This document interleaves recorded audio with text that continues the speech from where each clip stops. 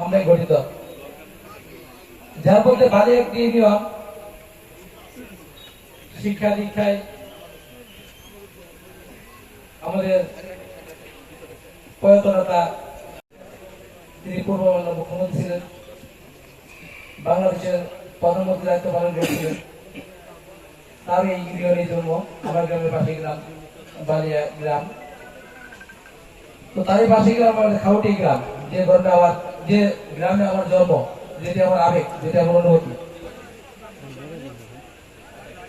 আমি আজকের এখানে দাঁড়িয়ে আমি বলতে পারি যে খুব কম ছাত্র নেতাই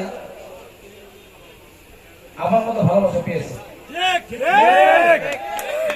আপনারা অনেকেই জেনে খুশি হবেন, আমার সহযোগী যারা আছেন, আমাদের সিনিয়র নেতৃবৃন্দ যারা আছেন, তারা অনেকেই জেনে খুশি হবেন, আমাকে যখন প্রদান করা হয় ঠিক তার দুদিন পরে আমার গ্রাম থেকে আমাকে বলা হয় যে আমরা তোমার পদের বিষয়টা আমরা একটু সেলিব্রেট করবো। তা আমি তাদেরকে অনুমতি দিইনি, কারণ আল্লাহ এমন একটা জায়গায় নিয়ে আসছে যে আমি ওই অনুমতি ছাড়া, কেন্দ্রীয় অনুমতি ছাড়াও কোনো কিছু করতে পারি না।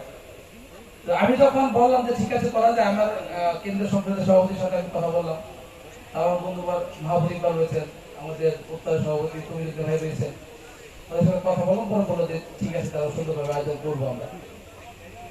তো তারপরে আমার গ্রাম থেকে আমাকে একটা কথা বলা হলো যে এই অনুষ্ঠানটা আমরা আয়োজন করবো, কারোর কাছ থেকে কোনো অর্থ নেব না। আমাদের আশেপাশে অনেক গ্রাম থেকে কিন্তু এই অনুষ্ঠান আয়োজন করার জন্য চেয়েছিলেন, তারা অর্থ নেই, কিন্তু আমার গ্রামের মানুষ যে আমরা একটা টাকাও আমরা কারোর কাছ থেকে দেবো না। 500 টাকা, 1000 টাকা, 2000 টাকা, 10,000 টাকা, 20,000 টাকা দিয়ে আজকে এত সুন্দর প্যান্ডেল যাবতীয় খরচ তারা করেছেন। আমি কিভাবে যে আমি কৃতজ্ঞতা জানাবো আমার সেই ভাষায় জানাই সত্যিকার অর্থে। এইটা একটা দৃষ্টান্ত হয়ে থাকবে আমার গ্রাম অন্য গ্রামের কাছে বা অন্য মানুষের কাছে।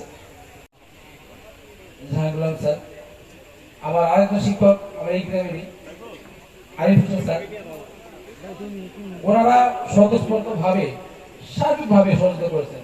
এরপর আমার গ্রামের প্রত্যেকটা মানুষ যে কৃষক মানুষ, আমাদের গ্রামে সবচেয়ে বড় বিষয় হলো যে 20 কোটি মানুষের মধ্যে, বাংলাদেশের 20 কোটি মানুষের মধ্যে সবাই কিন্তু বড় ভাবে কৃষি ব্যবসার সাথে জড়িত।